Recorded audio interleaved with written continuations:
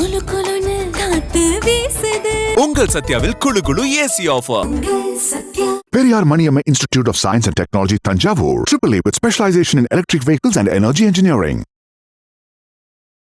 வணக்கம் சார். வணக்கம். இன்னும் தேர்தல் முடிவுக்கு இன்னும் 24 மணி நேரத்துக்கு குறைவான நேரம் தான் இருக்கு. அனைவரும் ஆவலுடன் எதிர்பார்த்து காத்திருக்காங்க. இந்நிலையில எல்லா கட்சிகளுமே ஆட்சியை பிடிப்போமா அப்படின்ற ஒரு பரபரப்பில் இருக்காங்க. குறிப்பாக விசாரிக்க போனால் திமுக தனிப்பெரும்பான்மையாக இங்கே இடங்களை வந்து கைப்பற்றிடுவாங்களா அப்படின்ற ஒரு அழுத்தத்தில் இருக்காங்க அப்படின்ற ஒரு பிம்பமும், அதே போல் இங்கே தாவேகா ஆட்சியை பிடிச்சிருவாங்க, அந்த டிரான்சிஷன் பண்ணுறதுக்கான வேலைகள்லாம் வந்து இன்டர்னலாக பார்ட்டிஸ்குள்ளே போயிட்டுருக்கு. ஆட்சி மாற்றம் வந்தால் அதிகாரிகள் எப்படி அப்பாயின் பண்ணணும், அதே போல் அடுத்து வந்து எப்படி ஒரு கவர்னன்ஸ் பண்ணணும், அதற்கான வேலைகள்லாம் வந்து தாவேகா இன்டர்னலாக கிட்டத்தட்ட போர்ட்ஃபோலியோஸும் அமைச்சரவையில் யார் யாருக்கான துறைகள் கொடுக்கறது, இந்த போர்ட்ஃபோலியோஸும் போயிட்டு இருக்கிறதாகவும் செய்திகள் வருது. இன்னொரு புறம் அதிமுகவுக்கும் அந்த வேலைப்பாடுகள் நடந்துட்டு இருக்கு அப்படின்றத செய்திகளில் வந்து பார்க்க முடியுது. இங்கே தாவேகா திமுகவுக்கு எந்த அளவுக்கு மாற்றா வந்து களத்தில் நாளைக்கு சீட்டா வந்து வருவாங்க அப்படின்ற எதிர்பார்ப்பு எல்லார் மத்தியிலும் வந்து இப்போ அதுதான் வந்து பிரதானமாக இருக்கு. சொல்லுங்க சார், இங்கே வந்து திமுகவுடைய தனிப்பெரும்பான்மையை பாதிக்கக்கூடிய அளவுக்கு தாவேகா ஒரு கணிசமான இடங்களை வந்து கைப்பற்றதுக்கான வாய்ப்புகள் இருக்கா? இதற்கான அடிப்படை காரணம் என்னன்னு கேட்டீங்கன்னா, இப்ப நம்ம ஒரு தேர்தல் முடிஞ்சதுல இருந்து இன்னைக்கு வரைக்குமே நீங்க பல பேரை நம்ம பாக்குறோம். நம்ம போனாலே சொன்னேன், நம்ம குறைந்தபட்சம் ஒரு நாளைக்கு ஒரு 10-20 பேரை பாக்குறோம்னா பெரும்பான்மையாக எதுக்கு வாக்களிச்சிங்க, விசில், பெரும்பான்மையாக விசில் தான் வரும். அது நம்ம ஓப்பனா ஒத்துக்கிறோம். விசில் விசில் விசில் தான் கேட்கிறோம். குடும்பத்தோட வாக்களிச்சோம், என் நண்பர்கள் இங்கே வாக்களிச்சாங்க அப்படிங்கிறத கேட்கணும். இப்போ ஊடகவியலாளராக சென்னையில் இருக்கிற உங்களுக்கும் சில ஊர்களுக்கு பயணிக்கிற எனக்குமே அது வருது. அப்படிங்கும் போது விஜயுடைய நண்பர்கள், உறவினர்கள், அவருடைய சினிமா சர்க்கிள் இருக்கிறவங்க, கட்சிக்காரங்க எல்லாருமே வந்து சார் பயங்கரமா வந்திருக்கு சார் சொல்றோம். அவங்களுக்கு நேரடியாக சார் தம்பி உங்களுக்கு தான் வாக்களிச்சேன், மாப்பிள்ள உனக்கு தான் வாக்களிச்சேன்னு ஃப்ரெண்ட்ஸ் சொல்லியிருப்பாங்க. சினிமா சார் உங்களுக்கு தான் சார் வாக்களிச்சேன்னு சினிமா சர்க்கிள் இருக்கிற எல்லாருமே சொல்லியிருப்பாங்க. எல்லாருமே நிறைய வாய்ப்புகள் இருக்கு, நிறைய ஃபோன் கால்ஸ் வந்திருக்கும், அவருக்கு வாட்ஸ்அப் மெசேஜஸ் வந்திருக்கும், ட்விட்டர்ல இந்த மாதிரி நிறைய வந்திருக்க வாய்ப்புகள் இருக்கு. செங்கோட்டையன் அவர்களுக்கும் இப்போ வந்து நீங்க செங்கோட்டையன் அதிமுக இருக்கும்போது அவர் தொடர்ச்சியா வெற்றி பெற்றிருந்தார். ஆனா அன்னைக்கு செங்கோட்டையன் அவர்கள்ட்ட ஒரு வாக்களிச்ச பின்னாடி யாராவது வந்து பக்கத்துல சார் அண்ணா ரெட்டலை தானே வாக்களிச்சிருக்கீங்க, ரெட்டலை தானே வாக்களிச்சிருக்கீங்க, இதெல்லாம் கேட்டிருக்கவே மாட்டார். என்ன சொல்றா வாழ்க்கையில தெரியும், நான் தான் அமைச்சர், எனக்கு தெரியாதா அப்படின்னு சொல்லிப்பாரு. இந்த ரெட்டலையில வாக்களிச்சவங்களும் ரொம்ப அவுட் ஸ்போக்கனா வந்து ஒவ்வொருத்தரா ஃபோன் பண்ணி அண்ணா உங்களுக்கு தானே வாக்களிச்சு சொல்ல மாட்டாங்க.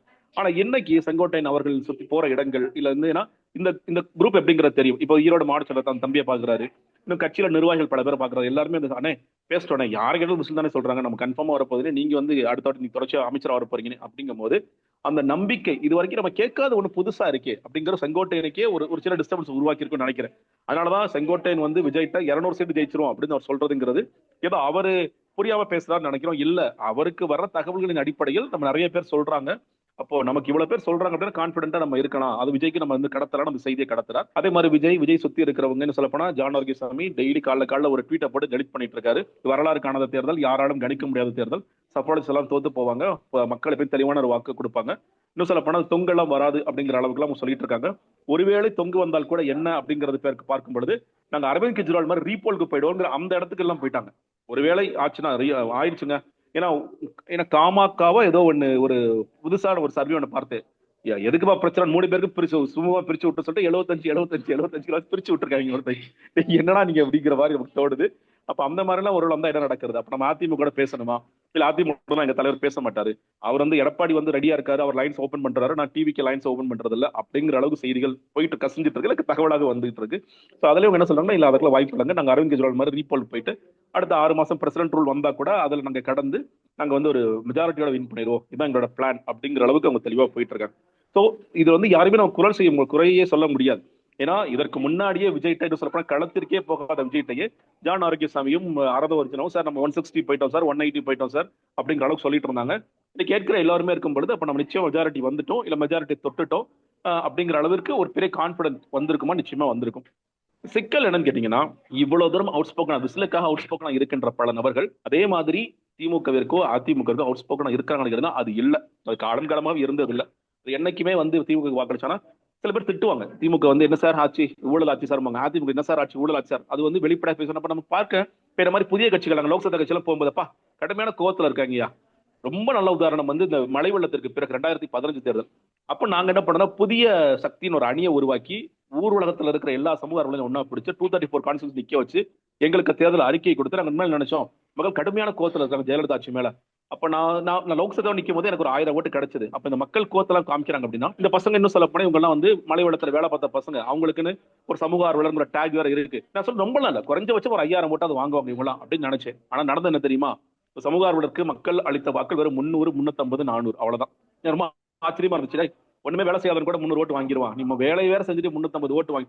அப்போ அன்னைக்கு என்ன எங்களுக்கு தான் தோணுச்சு, ஏன்னா திமுக போற இடத்துல திமுக அசிங்கமா திட்டுறீங்க, அதிமுக அசிங்கமா திட்டுறீங்க, ஆனா வாக்களிக்குன்னு வரும்போது திமுக அதிமுக நீ போயிடுறாங்களே, அப்ப உங்களுக்கு பெட்டரான ஆல்டர்னேட்டிவ் ஒண்ணுங்கிறத உங்களுக்கு கண்டுபிடிக்க முடியலையா, இல்ல இந்த தெரியாத பிசாசோட தெரிஞ்ச பேய் மேல அப்படிங்கிற மாதிரி போயிடுறாங்களா அப்படிங்கிறது தெரியல நமக்கு. அதுதான் மக்கள் மறுபடியும் செய்யறாங்க. நீங்க என்னதான் மக்கள் வந்து இல்லங்க இந்த கட்சி மோசம் அந்த கட்சி மோசம் ட்விட்டர்ல எழுதினாலும் சரி, சோசியல் மீடியால எழுதினாலும் சரி, மக்களுக்கு இன்னும் இந்த 2 கட்சிகள் கூடுதலா ஒரு ஆப்ஷன் வந்திருக்கு, அவ்வளவுதான். அதனால வந்து அந்த ஆப்ஷனை மக்கள் பயன்படுத்த முயற்சி பண்றாங்களா, பயன்படுத்த முயற்சி பண்றாங்க. ஆனா நான் சொல்ற இதே லாஜிக் இன்னைக்கு மக்களுக்கு தாவேக்க இது வரைக்கும் எதுவும் செய்யாத, நீங்க வந்து ரொம்ப யோசிக்க நீங்க கவர்னன்ஸ்னா என்ன அப்படின்ட்டு திமுக தெரியுமா அப்படின்னு யோசிக்கிற மக்கள், ஆமா திமுக மேல பிரச்சனைகள் இருக்கு, அதிமுக பிரச்சனைகள் இருக்கு, பட் ஸ்டில் இன்னைக்கு கவர்னன்ஸ் ஒருத்தர புதுசா ஒண்ணு எதுவுமே தெரியாத ஒரு நபரை நம்பி நான் கொடுக்க மாட்டேன். விஜய் கொஞ்சம் இன்னும் அரசியலுக்கு வரட்டும், எக்ஸ்பீரியன்ஸ் ஆகட்டும், அரசியல் கத்துக்கிட்டோம். ஏன்னா மக்களுக்காக நிறைய பிரச்சனை நின்று இருந்தா கூட நம்ம சொல்லலாம் பரவாயில்ல. இல்ல கட்சியில வந்து முன்னாடி இருந்து எக்ஸ்பீரியன்ஸா பல பேர் வரக்கு முயற்சி பண்ணாங்க, திமுக அதிமுக அவங்களோட எக்ஸ்பீரியன்ஸ் எடுத்துக்கிட்டாரா, அதுவும் இல்ல. ரொம்ப கடைசி கட்டத்துல வேட்பாளர் கிடைக்காத பட்சத்தில் இந்த ஆட்களத்துக்கு உள்ள போட்டிருக்காரு தவிர, இவங்களும் நீங்க செங்கோட்டையன் தவிர ஜேசிபி பிரபாகர், கூப்ப கிருஷ்ணன் இவங்களை தாண்டி யாராவது வந்து சட்டமன்றத்துக்குள்ள போய் இவங்களுக்கு எக்ஸ்பீரியன்ஸ் இருக்கான்னு கேட்டா ரொம்ப லிமிடெட், விரல் விட்டு எண்ணிடலாம். மொத்தமா விஎஸ் பாபு எல்லாத்தையும் சேர்த்தா கூட ஒரு 6 பேர் அல்லது 7 பேர் தான் இருப்பாங்க. அப்படி இருக்கின்ற காரணத்தினால இவங்களை நம்பி நம்ம ஆட்சியை கொடுக்கலாமா, மக்கள் இந்த டைம் கொடுக்க மாட்டாங்க. அதனால கான்பிடன்டா சொல்றேன். நீங்க அதே நேரத்தில் ஒரு ஆல்டர்னேட் வரணுங்கிற மக்கள் பாக்குறாங்க, மக்களுக்கு வந்து கோபம் இருக்கு, ரசிகர் மனப்பான்மை இருக்கு, எல்லா காம்பினேஷன் ஃபேக்டர்ஸும் இருக்கு. கண்ணை மூடிட்டு எனக்கு வந்து இது சில இந்த ஃபேக்டரும் இருக்கு. நீங்க வந்து மோடி அவர்கள் பெட்ரோல் விலையோ கேஸ் விலையோ நீங்க 500 ரூபாய் ஏத்தினாலும் நான் வந்து மோடிக்கு தான் ஓட்டு போடுறது ஒரு கும்பல் இன்னைக்கு இருக்கு. அதே மாதிரி எனக்கு எந்த இதை பத்தி கவலை இல்லை. விஜயண்ணா வந்துட்டாரு, விஜயண்ணாக்கா நாங்க வாக்களிப்போம். நாங்க சினிமாவுக்கு போய் ஒரு டிக்கெட் எடுக்கிற மாதிரி நாங்க வாக்களிப்போம். வாலி ஆஃப் ஓட் என்னங்கிற தெரியாத அந்த மாதிரி ஆட்களும் இருக்கத்தான் செய்கிறார்கள். எல்லாரும் சேர்ந்து ஒரு பெர்சன்டேஜ் கொடுக்குறாங்களா, நிச்சயமா பெர்சன்டேஜ் கொடுக்குறாங்க. விஜய் கொடுக்குற பெர்சன்டேஜ் பெரிய விவாதத்தை கலப்பிருக்கு, அவத்தை கலப்பிருக்கு. நீங்க அவருக்காக ஒரு ஆட்சிக்கு வந்துருவார் இல்ல எதிர்கட்சி ஆயிடுவார் அப்படின்னு கேட்டீங்கன்னா இல்லை அப்படின்னு தான் நான் சொல்லுவேன். நேத்து வரைக்குமே வந்த எல்லா இன்னும் சொல்ல போனா பேச இன்னும் ரொம்ப ஜெனியூனா எடுக்கக்கூடிய போல்ஸ்டர்ஸ் வரைக்குமே சொல்றது 20% வரைக்கும் கன்ஃபார்மா போவாருங்க. முன்னாடி வந்து இந்த ஓட்டெல்லாம் இந்த கூட்டமெல்லாம் ஓட்டா மாறுமா அப்படின்னு கேட்டவர்கள் கூட இன்னைக்கு ஒத்துக்கிறாங்க. ஆமாங்க பரவலா இன்னைக்கு வாக்கள் வருங்கிற ஒத்துக்கிறாங்க, அந்த இடத்துக்கு வந்திருக்காங்க. ஆனா எகைன் வந்து இது ஒரு 30% அல்லது 33% ஆட்சி அமைக்கக்கூடிய அளவிற்கு இது வருமானு கேட்டீங்கன்னா வராது அப்படிங்கிறது ஒரு பாயிண்ட். இன்னொரு ரொம்ப சிம்பிளான லாஜிக், நீங்க திமுக கூட்டணி கட்சி, நீங்க போன வாட்டி பாராளுமன்றத்தில் எடுத்த வாக்கள் நீங்க வந்து அதோட தேமுதிக சேர்த்துக்கங்க, மக்கள் நீதி மையம் அது நிக்காட்டி கூட அதோட வாக்கு பெர்சன்டேஜ் மட்டும் சேர்த்துக்கங்க. இதெல்லாம் பாத்தீங்கன்னா அரித்மெட்டிக்கா போட்டீங்கன்னா 50% திமுகவிற்கு இன்னைக்கு இருக்கின்ற இந்த கூட்டணி கட்சியோட நான் சொல்றது திமுக கோர் ஓட் பேங்க்ல நீங்க சொல்ற மாதிரி திமுக வாக்களும் போது, ஆமா திமுக வாக்களும் போகுது, திமுக கோர் ஓட் வங்கி, திமுக கூட்டணி கட்சியோட கோர் ஓட் வங்கி இதெல்லாமே கூட எடுத்தான்னு வச்சுக்கோ. அப்படி எடுத்தால் கூட எவ்வளவு எடுப்பார் அப்படிங்கிற ஒரு பார்வை. 10% எடுப்பாரா? ஏன்னா விஜய்க்கு நீங்க மேக்ஸிமம் கொடுக்குற 20% கொடுக்குறீங்க. நீங்க வந்து விஜய்க்கு இளைஞர்கள் வாக்கு அதெல்லாம் கூட விட்டுறேன். 10% அதிமுக, 10% திமுக, இந்த 2 பக்கமும் எடுக்கிறாருன்னு வச்சுக்கலாம். சர்வேல 41% சொல்றாங்களே சார். சர்வேல 41 சொல்றாங்க, அது பார்க்கலாம், வருதாங்கிறத பார்க்கலாம். நான் வந்து சொல்றேன், நீங்க வந்து 20% அதாவது 10% 10% 2 பக்கம் எடுக்கிறான். அப்படி ஆனாலும் திமுக வாக்கு என்னவாகும்? 40% ஆகும் நாளைக்கு. இதே நேரத்தில் அதிமுகவுடைய இன்றைய இந்த கூட்டணி கட்சியோட வாக்கு வங்கிங்கிறது பாத்தீங்கன்னா 40% இருக்கு. நான் சொல்றது எல்லாத்தையும் சேர்த்து என்டிஏ எல்லாத்தையும் சேர்த்துக்கங்க. என்டிஏ இருக்கிற பிளேயர்ஸ் நீங்க வந்து போனாட்டி அவங்க 20 எடுத்தாங்க, தேமுதிக கூட சேர்த்து இதுல ஒரு 18 எடுத்தாங்க, 38. இன்னும் புதுசா யாராவது வந்திருக்காங்க, ஏதோ கணக்கு வைங்க, இல்ல புதிய வாக்காளர்கள் வந்திருக்காங்க, எல்லா கணக்கு வச்சா 40%. 40ல 10 போனா 30% ஆயிடுவாங்க. இந்த லாஜிக் படி, ரொம்ப சிம்பிளான இந்த லாஜிக் படியே இது திமுக எட்ஜ் இருக்கு, 40% வரைக்கும் போகக்கூடிய வாய்ப்பு இருக்கு. இந்த பக்கம் வரேன், நீங்க வந்து 40% நான் எப்படி அரைவ் பண்றேன்னா 10% சிறுபான்மையினர் இவங்க வந்து தொடர்ச்சியா வந்து சிறுபான்மை வாக்கள் விஜய் பிரிக்கிறார். இல்லை, நான் மறுபடியும் சொல்றேன், நீங்க அது ப்ரூவ் ஆகும். இஸ்லாமியர் வாக்களை வந்து விஜய் பிரிக்கல, மோஸ்ட்லி வந்து கொஞ்சமா கிறிஸ்டியன் ஓட்ஸ் பிரிச்சிருக்காரு. முதல் தலைமுறை வாக்காளர் கூட இஸ்லாமியர் வாக்களை கொஞ்சம் பிரிச்சிருக்காரு, அதை தாண்டி விஜய் பிரிக்க. ஸோ 10% கொடுக்குது. திமுக கோர் ஓட் பேங்க் 20%, கூட்டணி கட்சியினரோட ஒரு 10%. அதை தாண்டி நான் சொல்றேன், எப்படி வந்து ஒரு ஆன்டி பிஜேபி ஆன்டி மோடி அப்படிங்கிற மாதிரி இருக்கும், நீங்க ஆன்டி டிவிகே அப்படின்னு ஒன்று உருவாயிட்டு இருக்கு. இவர் வரக்கூடாது அப்படிங்கிற ஒரு தரப்போடு 50%. இதெல்லாம் சேர்த்து கண்டிப்பாக ஒரு 40%, இந்த லாஜிக் படியும் சரி அந்த லாஜிக் படியும் சரி, ஒரு 40% அவரால் தக்க வைக்க முடியும். இப்ப 40% திமுக எடுத்துட்டாங்கன்னா விஜய் வந்து ஒரு 20 எடுக்கிறார் அப்படின்னா இது அதிமுக எவ்வளவு எடுக்க முடியும்? 30 எடுக்க முடியும். ஏன்னா நாம் தமிழர் கட்சி என்ன பொறுத்த வரைக்கும் 6-7%. அதர்ஸா நீங்க கணக்கு பண்ணீங்கன்னா ஒரு 3%, 4%. இந்த பெர்சன்டேஜ் தான் அது நிற்கும். 40ங்கிறது என்ன பொறுத்தவரைக்கும் 43 போகலாம். அதிமுக 30ங்கிறது 27 மாறலாம். விஜயோட 20ங்கிறது 18 மாறலாம். இல்ல கூட 1-2 போகலாம். இது நான் அந்த ரெண்டு பக்கமே வைக்கிறேன். எப்படி பாத்தீங்கன்னாலும் விஜய் வந்து இந்த த்ரெஷோல்ட், அதாவது சீட் கன்வெர்டபிலிட்டிக்கு இருக்கக்கூடிய த்ரெஷோல்ட தாண்டி இருப்பாருன்னா அதற்கான வாய்ப்புகள் மிக மிக குறைவு. அதனாலதான் மறுபடியும் சொல்றேன், நீங்க சீட்ஸா விஜய் எவ்வளவு கன்வெர்ட் பண்ணிருப்பாருன்னு பாத்தீங்கன்னா, என்ன பொறுத்த வரைக்கும் இப்பயும் பெரம்பூர், ஏன்னா நேத்தான சில நண்பர்கள் பேசும்போது பெரம்பூர் ஜெயிக்க முடியாது சொல்லி சொல்றாங்க. நான் நம்பல, பெரம்பூர் ஜெயிப்பார்னு நினைக்கிறேன். திருச்சி கிழக்குல இன்னுமே வந்து முன்ன பின்ன சொல்லிட்டு இருக்காங்க, நமக்கு தெளிவா தெரியல. மேபி விஜய் ஜெயிச்சாருன்னா இந்த 2 தொகுதிகள் கன்ஃபார்மா ஜெயிப்பார். இதை தாண்டி ஆதவ் அர்ஜுனா, புஷி ஆனந்த், சிடிஆர் நிர்மல்குமார், செங்கோட்டையன், வேற யாரும் ஜெயிப்பாங்க இல்ல. இன்னொன்னு எனக்கு ரொம்ப அதிர்ச்சியா இருந்துச்சு, நேத்து அந்த அக்னி நியூஸ் சர்வீஸ் வந்து நான் நினைச்சேன் இந்த ஒரு சீட் விஜய்னு. ஆனா நேத்து ஒரு பேட்டி ஒண்ணு பாக்குறாரு, விஜய்ல வேற ஒரு நபருக்கு வேளச்சேரி கொடுக்குறாரு, குமாருக்கு கொடுக்குறாரு. இன்ஃபேக்ட் நான் வந்து ஒரு டிரைவர்ட்ட பேசிட்டு இருந்தேன். இன்னும் சொல்ல போனா என்னுடைய மனைவி ஆஃபீஸ்ல வந்து அந்த தொகுதியில தான் இருக்காங்க. அவங்க நிறைய பேர் குமாருக்கு போட்டிருக்கோம். அவர் ஏற்கனவே வந்து ஒரு கன்ஸ்ட்ரக்ஷன் கம்பெனி வச்சிருந்தவர், அவர் தெரியும் எனக்கு அப்படி சொல்லி. அது ஆச்சரியமா இருந்துச்சு. அப்ப விஜய் கொடுக்காம குமாருக்கு தான் கொடுக்குறாங்க அப்படின்னு பார்க்கும்போது, அப்ப அக்னி நியூஸ் சர்வீஸ் ஓரளவுக்கு கரெக்டாக எடுத்திருப்பான்னு தோணுச்சு. அதே மாதிரினா 2 தமிழ் ஊடகங்கள் மின்னம்பலமும் அக்னி நியூஸ் சர்வீஸ் தான் வந்து இந்த பக்கம் சீட்ஸா ரொம்ப ரேஞ்ச் எல்லாம் போகாம சீட்ஸ் அதே மாதிரி பெர்சன்டேஜ் அப்படியே ப்ரோரேட்டா பேஸ்ல கன்வெர்ட் பண்ணாம சீட்ஸை டேரக்டா கொடுக்குறாங்க. தொகுதியா அவங்க ஆய்வு பண்ணி அதை கொடுக்குறாங்க அப்படிங்கிறத பார்க்க முடிகிறது. அப்படி இருக்கும் பொழுது விஜய்க்கு இந்த கன்வர்ஷன் தான் இருக்குமே தவிர, சில பேர் கூட சொல்லும் பொழுது 2 டிஜிட்ஸுக்கு போக மாட்டாரு, 9 சீட் வரைக்கும் கூட போவாரா அப்படின்னு அர்த்தம்னா இல்ல. என்ன பொறுத்த வரைக்கும் 1 சீட் அல்லது 2 சீட், இதை தாண்டி இந்த தேர்தலுக்கு விஜய் போவாரா? போக மாட்டார். ஆனா அதை தாண்டி விஜய் ஒரு பெர்சன்டேஜா பெருசா எடுத்திருக்காரு. முதல் தேர்தலில் யாருக்கும் கொடுக்காத ஒரு நல்வாய்ப்பை மக்கள் கொடுத்திருக்காங்களா, விஜய் ரசிகர் கொடுத்திருக்காங்களா? நிச்சயமா கொடுத்திருக்காங்க. ஒரு ஹிஸ்டாரிக் மூமெண்ட் தான். அதனால எந்த மாற்று கருத்தும் இல்லை. அதனால நம்ம வந்து குறை பேச வேண்டிய அவசியம் இல்லை. ஆனா மறுபடியும் நான் வந்து ஆட்சிக்கு போக போறோம், யார் ஆட்சியாளர்கள், யார் வந்து அதிகாரிகளை மாற்றணும், அமைச்சரை பட்டியல் தயார் பண்ணணும், இல்ல வந்து வர்றவங்களை தான் இன்னைக்கு ஒரு செய்தி பார்த்தேன், அது எந்த அளவுக்கு உண்மை தெரியல. கூவாத்தூர் மாதிரி ஒரு ஃபுல் ரெசார்ட்டை ட்ரை பண்ணிட்டு இருக்காங்க. அந்த ரெசார்ட்டை கூட போய் தங்க வைக்கலாமான்னு பாக்குறாங்க. அப்படிங்கிறது எல்லாமே அதெல்லாம் நடக்க வாய்ப்பு. அதீத நம்பிக்கையை வந்து விஜய்க்கு திணிக்கிறாங்களா சார்? நீங்க சொன்னீங்க ஆரம்பத்துல இருந்தே 160 சொல்லிட்டு இருந்தாங்க. இது ஒரு அதீத நம்பிக்கையை வந்து அவருக்கு ஏற்படுத்துறாங்க. அதை அவர் நம்புறாரா? இல்ல, நிச்சயம் நம்புறாருங்க. நான் சொல்றேன் 160 விஜய் என்னைக்கும் நம்ப ஆரம்பிச்சிட்டார். தூத்துக்குடி, திருநெல்வேலியில பார்த்த கூட்டம் அவர் வந்து ஒரு மாதிரி ஆக்கிருச்சு. இந்த கூட்டம் வந்த பிறகு நான் நீங்க பிரச்சாரத்தை கூட ஏன் அவர் போலன்னா, இந்த கூட்டத்தை பார்த்து நான் இந்த பிரச்சாரத்தை என்ன பண்ண போறேன்? நான் எதுவுமே பேசாம இந்த கூட்டம் இவ்வளவு வருது, அப்ப நான் ஏன் போய் என்ன திணிச்சுட்டு இருக்கீங்க போகணும் நான் போக வேண்டாங்க. நான் போகாமே இந்த மக்கள் நான் கண்டிப்பா ஜெயிச்சிருவோம். நம்ம எல்லாம் நீங்களும் சொல்றீங்க, நம்பர் சொல்றீங்க, 160 சொல்றீங்க. அப்படிங்கும்போது எதற்காக நம்ம இன்னும் மெனக்கெடுறோம்? 200 ஜெயிச்சு என்ன பண்ண போறோம் அப்படிங்கிற அளவுக்கு விஜய் யோசிக்கிறார். அது உண்மைதான். விஜய்க்கு என்ன தொடர்ச்சியா சொல்லப்பட்ட கூட ஒரு சின்ன நிழல், நம்ம பக்கத்துல 2 பேர் உட்காந்துட்டு ஓதிக்கிட்டே இருக்கிறாங்க, சரியா வருமா? ஆனா இன்னைக்கு எல்லாரும் கேட்கறவங்க எல்லாருமே சார் விசில் தான் சார். அது சென்னையில, அது மிக குறிப்பா சென்னையில இருந்து நிறைய பேர் தொடர்புகள் இருப்பாங்க. அந்த சென்னையில இருக்கிற மக்கள் எல்லாருமே வந்து போறாங்க. என்ன சொல்ல போனா, இதயானே போன்றவர்கள் 30% வரைக்குமே சென்னையில மட்டுமே கொடுக்கிறார், 33% கொடுக்கிறார். அப்ப சென்னையில பெரும்பாலான இடங்களில் அவர்கள் 2வது இடம். நானே சொன்னேன், ஒரு 6 அல்லது 7 தொகுதிகள், சென்னையில 16 தொகுதிகள் இருக்குன்னா 6 அல்லது 7 2ஆம் இடம் வருவாங்க. KTC ஜோன்ஸ் மட்டுமே எடுத்துக்கிட்டீங்கன்னா ஒரு 20 தொகுதிகளுக்கு மேல 2ஆம் இடம் வருவாங்க. அப்ப அந்த நம்பிக்கையை விஜய் கொடுக்கும் பொழுது அது நடக்கும்.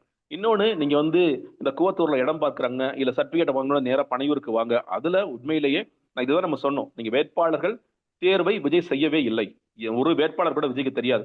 கடைசியும் முதலும் பார்க்கறது ஒண்ணு இப்பதான் அப்படின்னு அப்பயே சொன்னேன். அதுதான் இன்னைக்கு மறுபடியும். ஏன்னா ஒரு வேட்பாளர் நாளைக்கு ஜெயிக்க அவருடைய இந்த கணக்குகளுக்கு இந்த அசம்ஷனுக்கு ஹைப்போதெட்டிக்கல் சிச்சுவேஷன் வச்சுக்கோமே, விஜய் கட்சியில ஒரு 20 பேர் ஜெயிக்கிறான்னு வச்சுக்கோங்களேன். 20 பேரை விஜய்க்கு எத்தனை பேர் தெரியும்? அவன் எங்க இருந்து வந்தார்? அவரு அதிமுக வந்தார் சார், இப்ப எங்க போயிட்டு இருக்காரு சார்? ராயபேட் அதிமுக ஆபீஸ் போயிட்டு இருக்காரு சார். இவர் எங்க இருந்து வந்தாரு? திமுக வந்தார் சார். அறிவாலயத்தில் பிடிச்சி இழுத்துட்டு சார், அங்க போயிட்டு இருக்காரு சார். இது நடக்குமா நடக்காதா? அதனாலதான் சொல்றேன், நீங்க வேட்பாளர் தேர்வு, மாவட்ட செயலர் தேர்வு, இதெல்லாம் ஒரு கட்சி தலைவராக நான் இதே மறுபடியும் சொல்றேன்னா, நான் இப்ப சொல்றேன், நீங்க வந்து விஜய் என்னைக்காவது ஒரு நாள் சிஎம் ஆவாரா? நிச்சயமாக ஆவார். ப்ரொவைடட் அவர் கொஞ்சம் ரொம்பலாம் மறுபடியும் சொல்ல ரொம்பலாம் வேலை செய்யாம கொஞ்சமாவது வேலை செஞ்சு இந்த களத்துல இருந்தாருனாலே போதுமான ஒன்று. அதெல்லாம் நடக்கக்கூடிய வாய்ப்பு இருக்கு. ஏன்னா 13 இவர் மெனக்கட தேவையில்லை, இவர் கொஞ்சம் ஒர்க் பண்ணாவே நான் இன்னும் சொல்றேன், நான் படத்தை ஒரு நடிப்பாருன்னு சொல்லி சொன்னேன்ல, நான் பாக்குறது அந்த களம் கூட விஜய்க்கு படம் தான், திரைப்படம் தான். களம்ங்கிறது அவர் வந்து ரோட்டுக்கு வந்து போராட்டம் பண்ணி அதெல்லாம் இல்லை. அந்த திரைப்படத்துல பார்த்தாலே அந்த கூட்டம் தயாராக இருக்கிறது. அதுதான் அவருக்கு மறுபடியும் அந்த கூட்டத்தையும் இழுத்துட்டு வரும். அந்த கரிஷ்மாங்கிறத கூட்டத்தை இழுத்துட்டு வரும். அந்த அளவுக்கு பண்ணாலே போதும் விஜய் நிச்சயமாக அவர். இதெல்லாம் அடுத்த முறை இந்த தவறுகள்லாம் செய்யக்கூடாது. வேட்பாளர்கள் யார், நம்மளோட மாவட்ட செயலர்கள் யார், நம்ம யாரை தேர்ந்தெடுத்து வச்சிருக்கோம், நம்ம கட்சியில யார் இருக்கா யார் இல்லை, யாரை நம்பணும் யாரை நம்பக்கூடாது, அந்த பாடங்களை விஜய் படித்தால் நல்லா இருக்கும்னு நினைக்கிறேன். நான் இதுவும் ஏன் சொல்றேன்னா, நீங்க இன்னைக்கு மறுபடியும் டிஎம்கே வர்றாங்க, நீங்க செகண்ட் டேர்ம் வர்றாங்க. இன்னைக்கு நம்ம ஒரு விஷயம் நம்ம நிறைய நேரம் பேச தவிர்க்கிறது, எவ்வளவு காசு கொடுத்து இந்த வாக்களை வாங்கியிருக்காங்க பார்க்கணும். வந்து காசு கொடுத்ததுனால ஓட்டர்ஸ் மாறுதா? இல்ல, நிச்சயமா கிடையாது. ஆனா இதை நம்ம தொடர்ச்சியா செஞ்சுட்டே இருக்கிறோம். எங்க போய் எங்க ஏற்காடு வரும்ன்ற கேள்வி விஜயை பொறுத்த வரைக்கும் ஒரு 4 பேர் கொடுக்கதான் செஞ்சிருக்காங்க, அவங்களும் மாற்றம்னு சொல்லிட்டு அவங்களும் செய்யறாங்க. இந்த தவறுகள் எல்லாம் விஜய் குறைத்தால் மக்கள் ஓகே, நம்ம ஆதரவளிக்கக்கூடிய மக்களுக்கும் ஒரு பார்வை வரும். சரிங்க, விஜய் சரியான ஆள் தான், ஆனா நம்ம இன்னும் கொஞ்சம் அவரும் இது பண்ண வேண்டியது இருக்கு, பண்பட வேண்டியது இருக்கிறது அப்படிங்கிற ஒரு இடத்துக்கு போவார்கள். அந்த இடத்துல சொல்ற வேட்பாளர் தேர்வு எல்லாம் விஜய் செய்திருக்க வேண்டும். அன்பார்ச்சுனேட்லி அவர் செய்யல. அது செய்யாததன் விளைவாக இன்னைக்கு வந்து இந்த மாதிரி செய்திகளை நாம் பார்க்க வேண்டிய ஒரு அவசியம் ஏற்படுகிறது. கண்டிப்பா சார், பொறுத்திருந்து பார்க்கலாம். நீங்க சொன்ன மாதிரி இன்னும் நாளைக்கு இந்த இந்த டைமுக்கு நமக்கு என்ன கவுண்ட், என்ன நிலைமைன்னு தெரிய வந்துடும். நேரம் ஒதுக்கி நிறைய தகவல் பகிர்ந்துட்டீங்க. நேரத்துக்கு ரொம்ப நன்றி சார். நன்றி. குளு குளுன்னு காத்து வீசுது. உங்கள் சத்யாவில் குளு குளு AC offer. Sathya. Periyar Maniamma Institute of Science and Technology, Tanjavur. AAA with specialization in electric vehicles and energy engineering.